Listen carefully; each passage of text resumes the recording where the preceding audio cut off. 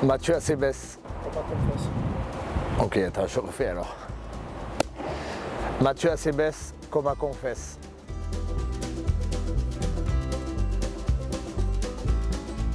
Ça, c'est comme dans la vie, hein. Il y a des gens qui parlent beaucoup. Moi, honnêtement, je ne fais pas attention parce que si tu commences à faire attention à ça... Et après, honnêtement, moi, je suis mal placé pour parler de ça parce que on va pas se mentir, sur le terrain, non mais c'est vrai, sur le terrain je suis quand même, enfin voilà, je suis pénible. Je suis pénible, mais je le sais que je suis pénible, je fais exprès. C'est ma façon de déstabiliser, de rentrer dans la tête de l'adversaire, et puis voilà, et puis on est tous comme ça. Le rugby, il est au-delà de ta capacité à être un super athlète et un super joueur de rugby.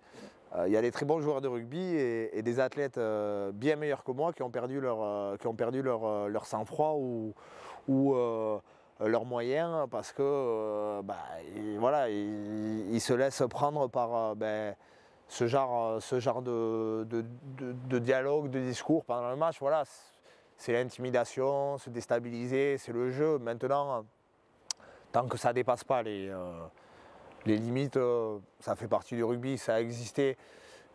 Dans le rugby, il y a toujours eu quand même ce côté je viens te chercher, je t'aime moi non plus, voilà, ça fait partie du jeu. L'important, moi, au-delà des beaux parleurs et tout ça, c'est à la fin, là, quand tu t'attends et que tu te serres la main, est-ce que tu gardes le respect ou pas? C'est ça le plus important. Par contre, il y en a qui commencent à l'oublier, le respect en fin de match.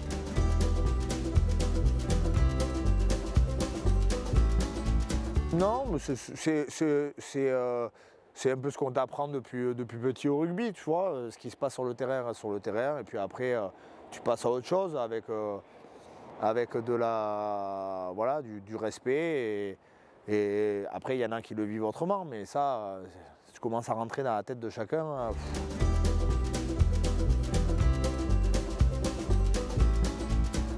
Pareil, je suis un peu mal placé pour en parler. J'ai déjà craqué sur le terrain, ça arrive, voilà, on est des humains et des fois il arrive de pouvoir craquer, mais maintenant, comme je te dis, c'est quand même un sport de combat. Donc qui dit combat, dit contact, c'est violent, enfin voilà, c'est un sport. On ne joue pas avec les flags sur les côtés à s'attraper les flags. Donc oui, c'est dur, mais comme je dis toujours, je dis nous on est là, on est joueurs de rugby, on sait très bien qu'on va se faire mal, on sait très bien que c'est violent. Il n'y a personne qui nous a obligés ou qui nous a mis un couteau sur la gorge pour jouer au rugby. Le toréador, il sait très bien qu'il peut se faire attraper par un taureau, mourir, pareil, personne ne l'a obligé, il y va quand même. Et je peux t'en prendre plein des sports à risque comme ça. Le rugby, c'est un sport à risque. Et qui dit risque, dit pression, dit tout ça. Donc voilà, non, je pense que aujourd'hui, en plus en top 14, c'est tellement médiatisé, il y a tellement des caméras de partout que c'est fini le rugby de l'époque. Il ne faut pas être stupide, il faut rester dans les règles, dans le cadre. Si tu sors du cadre, tu dénotes très vite.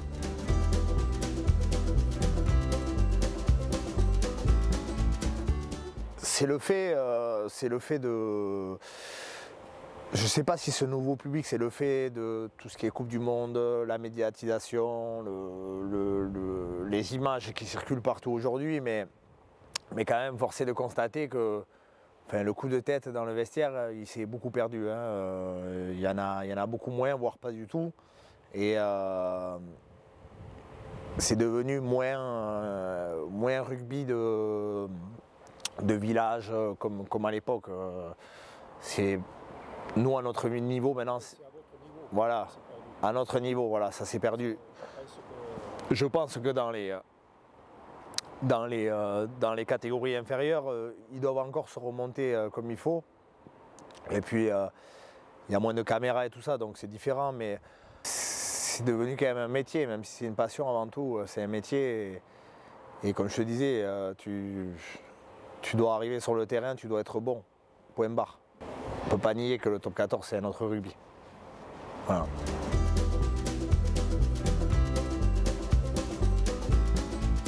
Non, c'est les émotions, la faculté à pouvoir parler avec ses coéquipiers, une personne qu'on aime. Enfin voilà. J'ai toujours aimé organiser des petits matchs de rugby entre copains quand on était petit, du sport en général. Je suis quelqu'un quand même d'assez hyperactif, qui fait pas mal de choses. Donc voilà, j'ai toujours été j'ai toujours eu ce côté un peu entreprenant. Je prends de la place quand même, hein, voilà. Non, mais c'est vrai, des fois ça peut énerver, ça peut déranger les personnes qui ne sont pas comme moi, mais après j'ai jamais forcé personne et j'avance moi. Ceux qui veulent avancer avec moi, ils viennent avec moi, et ceux qui veulent pas, ils veulent pas, mais je force personne et voilà. Je ne me pose pas de questions et j'essaye d'être toujours optimiste et avec de l'allant.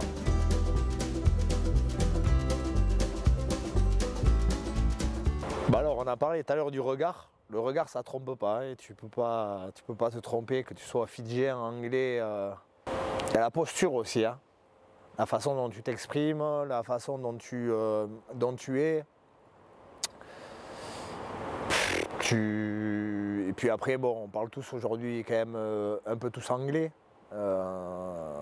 C'est un peu la langue qui permet à tout le monde de communiquer quand les étrangers font pas trop d'efforts pour apprendre le français. Mais non, on se comprend très bien. C'est universel le rugby.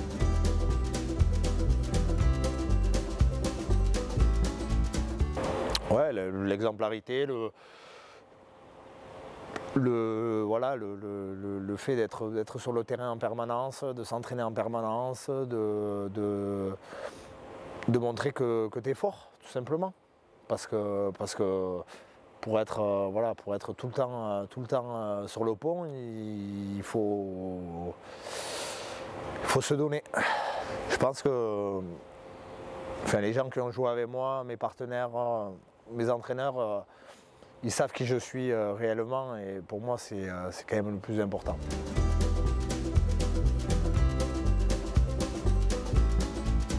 Alors, très jeune dans le rugby, en tant que joueur, quelqu'un que j'aimais beaucoup, c'était Christian Cullen, l'arrière des All Blacks. C'est un joueur que j'adorais regarder, que je trouvais incroyable.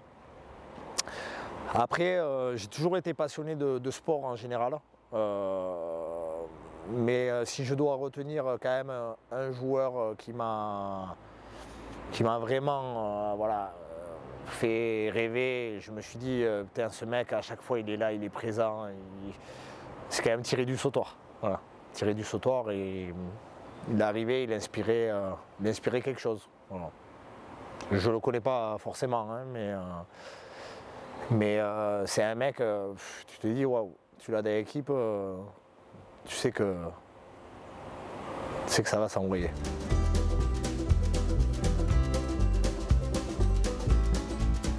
Non, le rugby, ce qui est beau, c'est quand même l'altruisme. C'est pouvoir se faire mal et travailler pour que ton coéquipier brille, c'est vrai. Et c'est pas faire la langue de bois que de dire ça. Il y a des fois, tu vas passer tes matchs à enchaîner les rucks, à aller mettre des déblayages et tout ça, et tu vas pas toucher un ballon, et puis tu as le collègue, il va se gaver. Et puis tu as d'autres matchs, ça va tourner. Mais c'est ce qui fait qu'on aime ce sport. Il faut des fois faire le travail de l'ombre pour que l'équipe brille, et puis l'équipe passe toujours avant tout.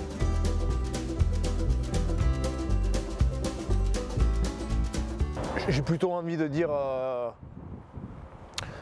la faculté à avoir été là pendant 16-17 ans, voilà, sur le terrain tout le temps, à essayer d'avoir la même énergie, la même envie. Je me suis trompé plein de fois, hein, mais mais j'y suis revenu toujours et ouais, je suis fier de ça. Fier d'être encore en forme, d'avoir encore de l'énergie et de prendre du plaisir. Parce que j'ai quand même pris du plaisir pendant des années. Et j'ai pris des choses au-delà du financier, des choses qui me resteront à vie et qui sont pour moi ma plus grande richesse.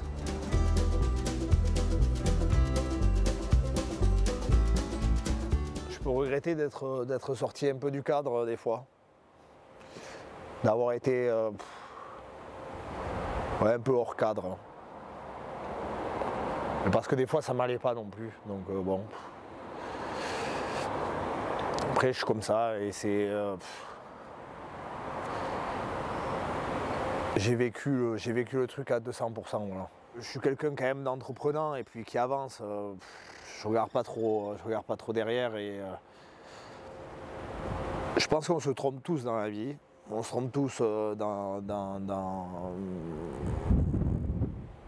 tous les domaines et voilà, il faut apprendre, il faut se remettre en question. Le secret, c'est quand même la remise en question et comprendre, s'intéresser. Voilà.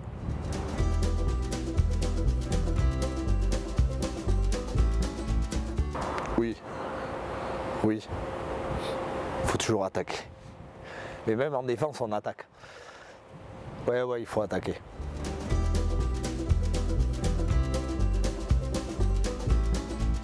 Bon, je pense que tu as toujours plus d'expérience à la fin, donc plus d'anticipation, tu connais mieux l'environnement, tu as moins de pression, tu as moins... arrivé à un certain âge, tu sais ce que tu as à faire, quoi. T'as pas besoin toute la semaine de te retourner la tête, te dire attends, est-ce que je vais faire ça là, non. Mais non, franchement, je pense que oui, en fin de carrière, voilà, il y a des choses que tu as acquis. Tu as acquis et ce qui fait le joueur expérimenté ou le joueur débutant.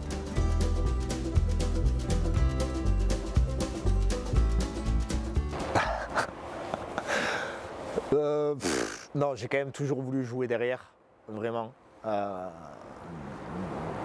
J'étais pas fait pour devant. Mais j'aime bien le côté qu'ont les avants à être ensemble, à être dur au mal et rude, je l'aime bien.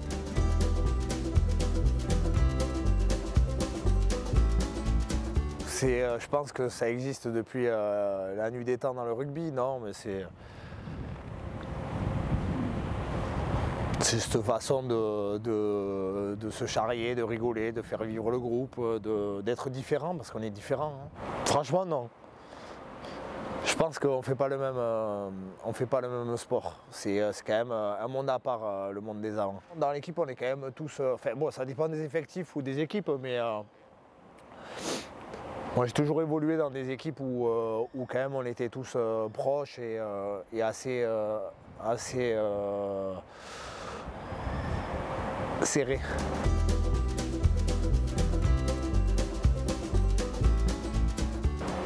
Les deux. Non, le Pays Basque en général, quelle belle région, quel endroit pour jouer au rugby, pour tout, quoi. Voilà, c'est deux clubs pour moi qui sont importants dans ma vie, dans ma carrière. Et je suis né à Bayonne et j'ai aimé jouer à Bayonne et j'ai fait toutes mes classes chez les jeunes au BO et j'ai aimé aussi jouer au BO et j'ai pas ce côté Biarritz-Bayonne à fond. Voilà, je suis de par là-bas et je me suis régalé.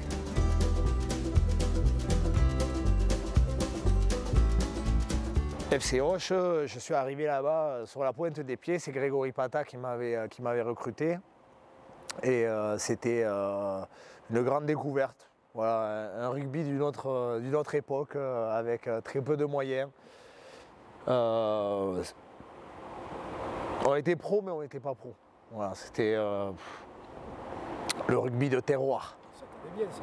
Ouais, c'était très bien, c'était très bien. Mais ouais, non, voilà, tu passes Biarritz, Bayonne, Auch, puis tu repars à Pau, c'est différent.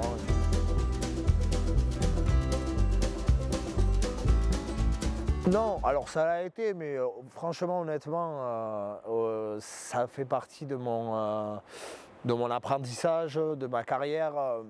Pau, c'est le club dans lequel je rêvais jouer quand j'étais gamin. Quand j'allais voir la section des années 2000, je rêvais de jouer là-bas. Et puis quand j'ai joué là-bas et qu'on est remonté avec le club, on a été champion. Et puis le club aujourd'hui est pérennisé en top 14. Voilà, me dire que j'ai fait partie de ça, ça donne aussi de la fierté. Et puis vraiment aucune rancœur, aucune amertume. Ça fait partie aujourd'hui du rugby professionnel. Et sur le moment, tu ne le comprends pas, mais après, avec du recul, maintenant, ça m'a beaucoup aidé et ça m'a fait arriver ici à Perpignan. Et c'est quand même une drôle de chose qui m'est arrivée ici. En 8 ans, j'ai vécu quelque chose que je ne pensais jamais vivre. Et qu'est-ce qui n'a pas marché à Pau? Non, mais des malentendus, voilà, sur la fin, une blessure,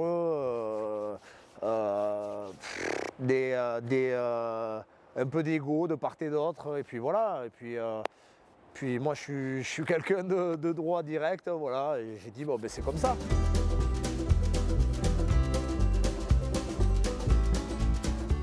Honnêtement, voilà, Perpignan aujourd'hui, c'est la plus grosse partie de ma carrière. Les gens oublient que j'ai joué ailleurs qu'à Perpignan. Je me sens comme chez moi ici. J'ai l'impression que j'ai aussi tout vécu ici.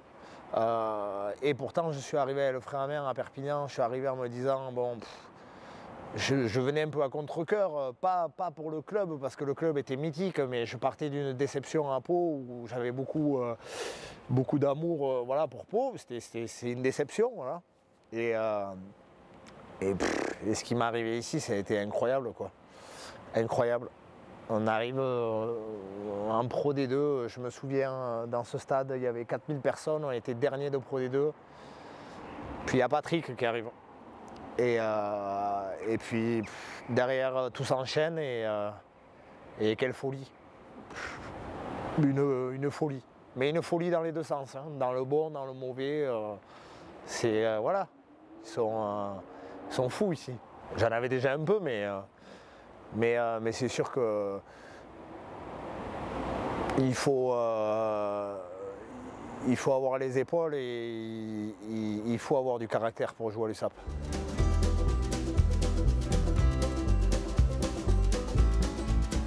Non, non, non. Je suis resté sur la chaîne des Pyrénées, moi. Je suis parti de Biarritz, Bayonne, tu vois, j'ai fait Auch un peu à côté, Pau, et puis je suis arrivé à Perpignan. Bon, la chaîne des Pyrénées, au-dessus, c'est le nord déjà. Non, mais franchement, je pense que les clubs dans lesquels j'ai évolué, c'est les clubs dans lesquels je me suis identifié, je me suis senti bien. Et je ne suis pas sûr qu'un autre club, je m'y serais senti bien. Honnêtement.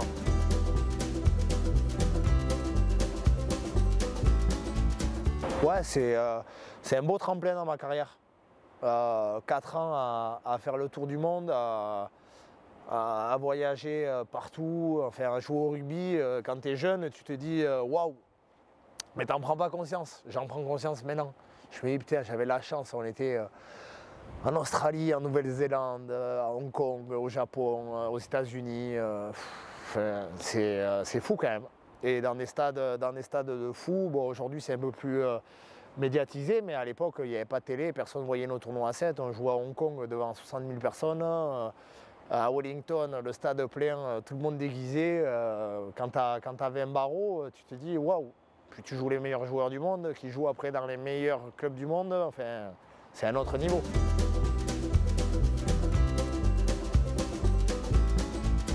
Oui, clairement. Et tout à l'heure, tu vois, quand je parlais des entraîneurs qui ont changé quand même Ma façon d'être, je ne peux pas ne pas le citer, c'est Thierry Janezek. Thierry Janezek, voilà, c'est quelqu'un qui m'a amené beaucoup et qui m'a pris en équipe de France à 7, qui m'a mis capitaine, qui m'a amené quelque chose. Voilà.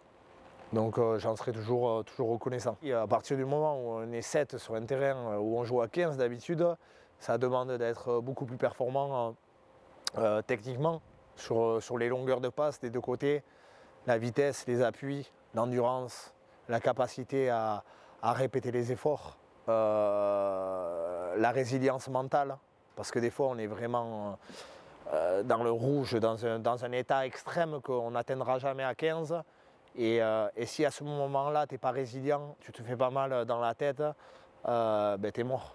T'es mort. Et ça m'a beaucoup servi après dans ma carrière, dans le fait de me faire mal à l'entraînement, de me dire ok, je suis pas bien, mais je vais m'en remettre encore parce que je sais que je peux encore. Et ça amène quand même pas mal de choses.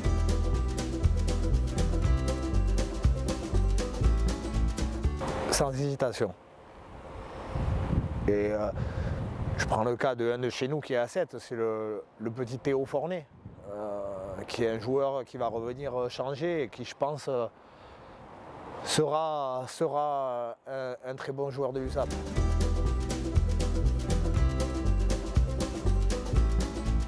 Non, tant mieux. Plus on parle du 7, mieux c'est. Le 7, comme je te dis, c'est une formation accélérée.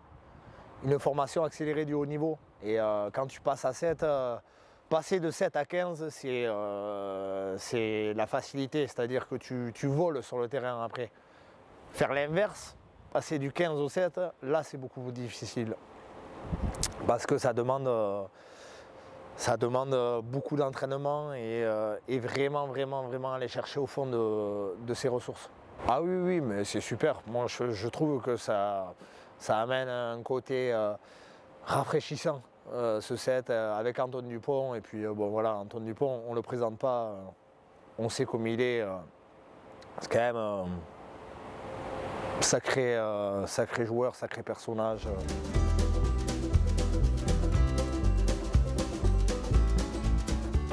Oui, on peut toujours y croire. Après, il y a des gens qui ont des valeurs, il y en a qui n'en ont pas. Et ça, c'est l'histoire de l'humanité. Dans 20 ans, ça sera pareil, et dans 30 ans, pareil, et c'était pareil il y a 20 ans, et voilà. Il y a des gens qui ont beaucoup de valeur, et il y a des gens qui en ont moins. C'est comme ça. Il ne faut pas combattre ça. Et il ne faut pas essayer d'amener tout le monde au même état, parce que c'est impossible.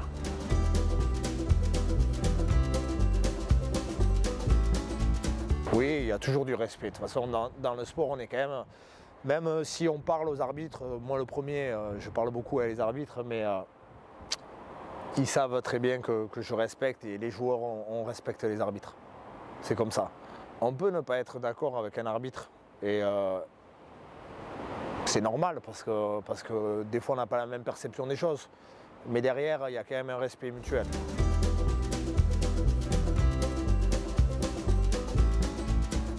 On y pense toujours à la fin de carrière, même quand on a 25 ans, on y pense à la fin de carrière.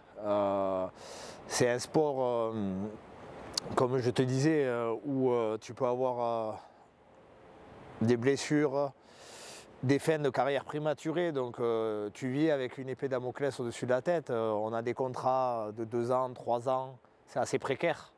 Donc mieux vaut y penser. Je suis serein, après... Comme je disais, on pourra dire ce qu'on veut, on peut être serein, on peut avoir travaillé, avoir une belle reconversion. Ça me manquera toujours et il n'y aura jamais rien qui remplace ce qu'on vit de 18 à 36 ans qui est la plus belle partie de ta vie. Voilà, c'est tout.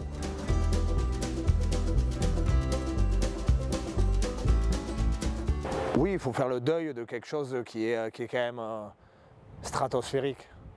Les émotions, l'adrénaline qu'on vit, c'est irremplaçable. Après, forcément, je ne dis pas que la vie a moins de goût, moins de saveur, mais c'est différent. C'est différent et il faut vivre avec. Hein.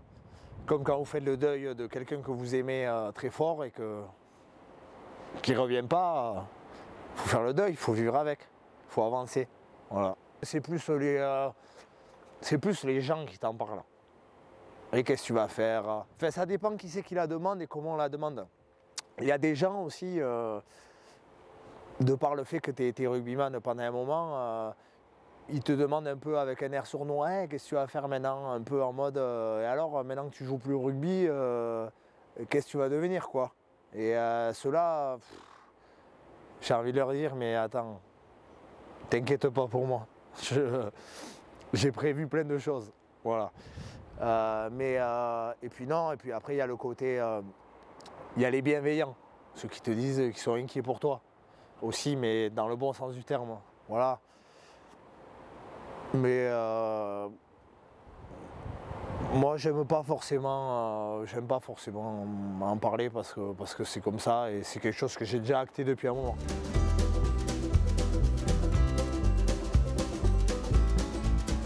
On verra bien. Est-ce que c'est quelque chose qui te titille, ça ou pas? Oui, ben, bien sûr, c'est un secret pour personne. Tout le monde connaît mon amour pour le rugby, pour les hommes, pour les coéquipiers, pour les joueurs, voilà. Bien sûr que j'ai envie d'être entraîneur et que j'ai envie d'amener autre chose. Comme quand j'étais petit, je voulais être joueur. Maintenant, j'aimerais être entraîneur, mais avec mes convictions à moi et mes envies à moi et voilà, ma façon d'être.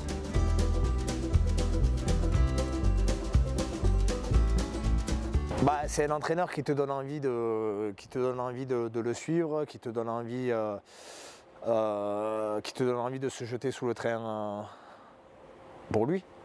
Voilà, simplement.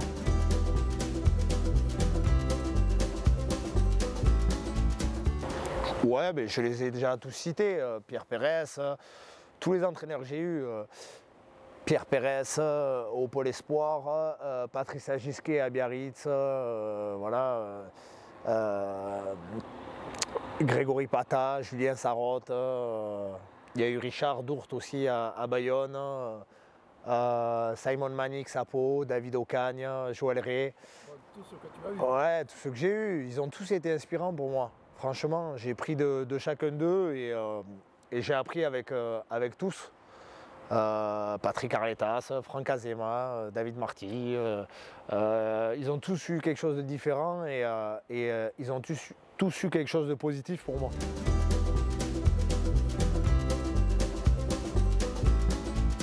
C'est l'évolution des choses, voilà, je vais faire bientôt 37 ans et puis j'ai quand même beaucoup donné et puis aujourd'hui je pense que le club est plus important que l'individu et on a toujours fonctionné comme ça. Après voilà, la saison, j'ai quand même fait 20 matchs ou 18 matchs. Alors j'ai moins été titulaire, mais je suis toujours là et puis je me bats toujours et puis je suis hyper heureux quoi. Non mais c'est vrai, être là encore, vivre des émotions comme ça, voilà c'est tout. Et puis aujourd'hui il y a des jeunes qui arrivent, qui sont super. Je pense à Lucas Dubois, qui est un joueur topissime.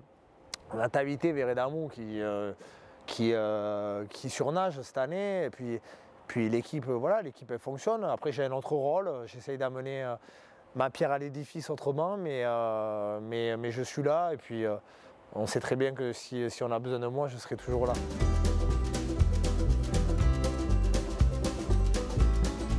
Ouais, ben, j'essaye tout simplement de garder cette notion de respect envers les entraîneurs, envers nous, les joueurs, entre nous, et le respect du club, parce que ce club, il impose le respect quand même.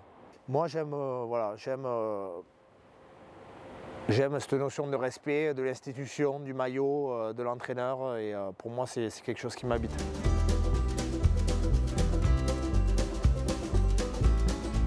Ah oui, oui. Non, franchement, c'est un rêve. Et puis j'en suis conscient, je suis un privilégié et il faut en avoir conscience. Gros privilège.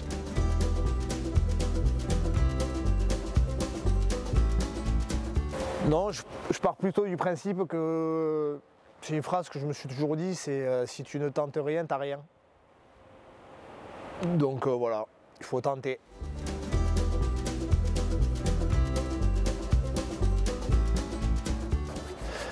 Il fait froid là. Ouais, il fait très froid. Je te dis, c'est moins 50 degrés en mai en Perpignan, ça c'est jamais vu depuis, depuis 40 ans.